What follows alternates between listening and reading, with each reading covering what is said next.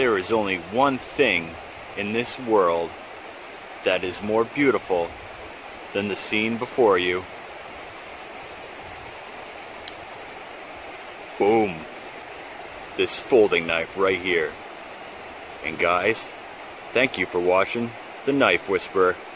And remember, I love you. Don't go chasing waterfalls. Please stick to the rivers and the... Oh, hey boys and girls. Knife Whisperer here. So today I'm gonna answer a tag video. It was an open tag video by Professor EDC. And it was, where am I in my knife path / journey? And I took a day or two to think about this, and so this is what I've come up with. I started like most of us with cheaper knives, and you know, like Kershaw's, and like let's see what else here, like your Rat Model 1s, 2s, and actually the first knife that I had was the Kershaw Natrix, and that knife was about, I think it was about 35 bucks. I know it was under $40. I don't have it anymore, but you know, that was before I started watching YouTube videos and stuff. My buddies had knives, and I was always kind of just like, oh yeah, I need a knife, you know. What man walks around without a knife? So that's what I got, because I thought it looked pretty sweet, and it does. It's a sweet little knife. So I actually used this knife and didn't even think twice about it, you know. And then I'm not even sure how it happened. I just one day was on YouTube and got sucked into a knife video of like some I think it was ZTs, or yeah, I think it was the ZT 0550, like the first Hinderer that came out. And that sucked me in, and I started watching more and more videos, and I learned about this whole other realm of production knives that were, you know, really nice, and better materials, action, and you know, made and designed by these big name guys. And so from there I started to that was the same time too when the Paramilitary 2 came out. And everybody and their brother, you know, had a Paramilitary 2. And so I, of course, I had to get one to see what the fuss was all about. And it was an amazing knife, and it held me over for a long time. And one of these bad boys right here, you know, we all love the PM2, you know. Great knife. They're fun to play with, you know, the fidget lock, the Spidey flick. This knife is what started to introduce me into like the other realm of what like I'm still wicked into, is the whole fidget aspect. You know, once you get one of these quality knives in hand, and like these different locking mechanisms that you can do with one hand, and they're just fun to play with, you know. And this knife was probably what really started off for me, was the PM2. And you know, from there, I stuck in this realm here. You know, I had a PM2, not this original PM2. I had like the first one, like the S30V. It had like the black G10, and I had the black blade. This one is the K390 variant. No, but so I stuck with the PM2. I got a PM3. I don't have one anymore. And I had, you know, Griptilian. I still have my Griptilian. And I stuck in that realm of spending and knives for probably about a year and a half. I was happy there, you know, I really was. I started watching videos of you know, like the different higher end ZTs coming out, and then you know, like there was a lot of mid-techs around at that time too, and so I started to want more again, like most of us knife, I don't know, what do you want to call us, a knifeaholics are, you know, almost like a drug addict. Well, pretty much the same thing, just with knives. You know, you start small and it works for you, but then it gets to be not enough with me, like, I get addicted to things easily. Like, I can get addicted to, you know, this broom that I have outside my steps right here. If I used it every single day at the same time, I'd get addicted to it. You know, I'd have to do it every day, you know. I would fall in love with that broom.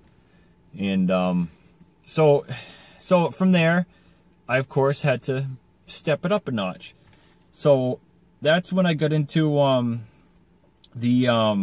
let's see here, like the higher end ZTs, the Riots. What do we got here? You know, here's just an example of a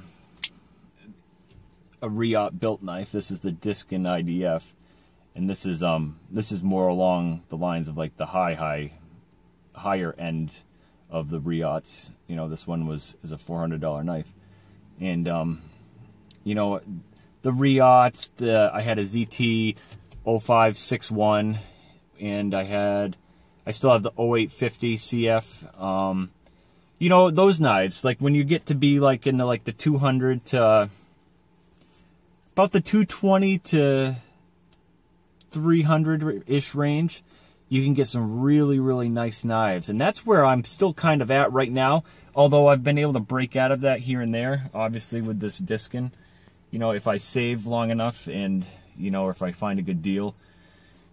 But that's where I was really happy, or so I thought for a while.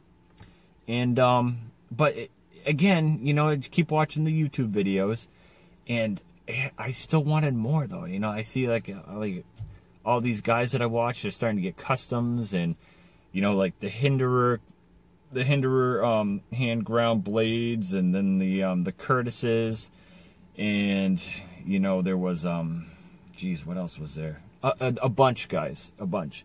But once anything over that like $400 mark, I wanted to do it, but I could never. Well, I guess I just wasn't disciplined enough to save money long enough to get to that point. And then once I started my YouTube channel, my buddy Scott from Big Bore Knife and Gear gifted me this Curtis F3. Now, this is a custom knife.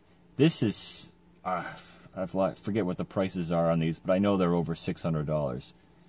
And when I got this knife, I just about had a heart attack, because now I was at that that top plateau that I've wanted to get to. I finally had, you know, like, this was in my mind the best that you could get, you know what I mean?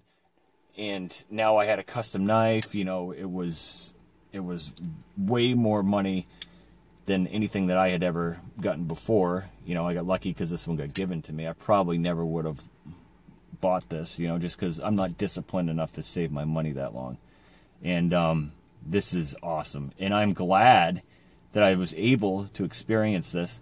But still, because of where I am at financially, and my inability to save money long enough to keep at this end of folding knives, you know, I have to stay around like that ZT Riot, you know, that line there, like the 200 to 350, you know what I mean? I have to stay in that area, and that's fine. Those are awesome knives, you know. That's better than a lot of people get, you know, and I was happy with that.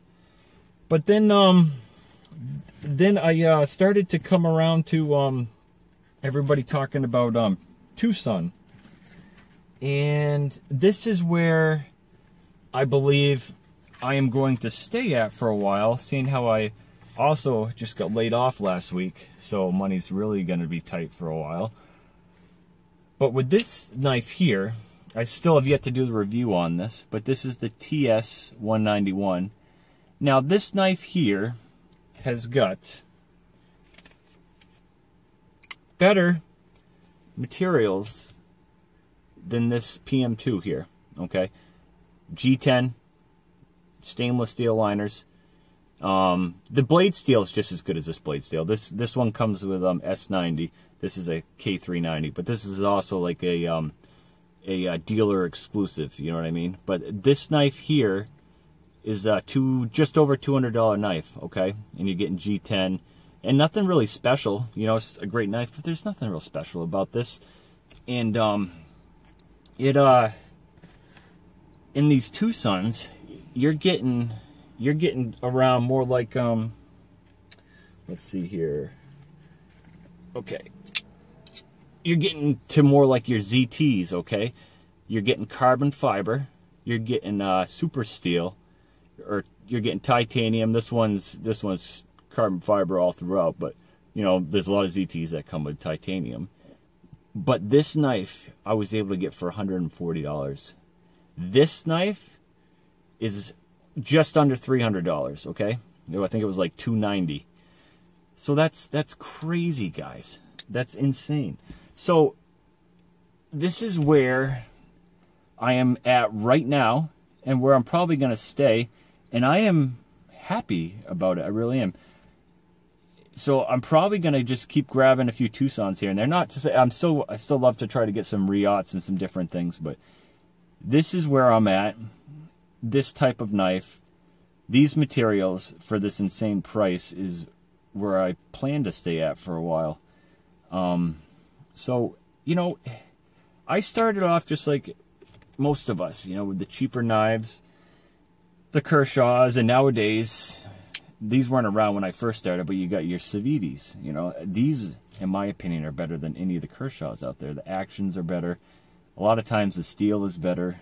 I mean, the designs are better, in my opinion.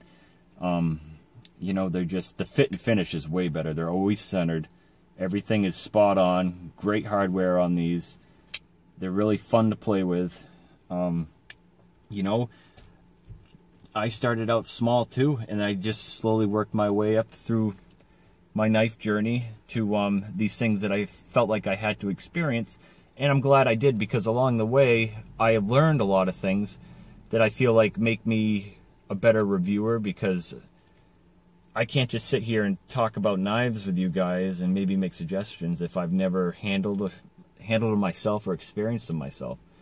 So that's where I'm at right now, is knives like this, you know, where I can still get top-notch materials, but for like Spyderco PM2 prices, or actually less. You know, we're talking like a Manix prices, you know, 140, 100. For $150, you can get insane builds by Tucson. This knife, a lot of times you can get for under 140. It just all depends. Granted, you got to do it on eBay, but even Amazon's starting to sell them now, and that's where I'm at, guys. So in my knife journey, this is where I've come to be happy, and this is where I plan on staying a while. And thank you, Professor EDC, for this open tag video, and I'm glad to be a part of it. And I'm not even going to tag anybody else. It's open. If you catch this, guys, and you want to jump in on it, if you didn't see his, go check his out. And there's a few other guys that have done this tag as well.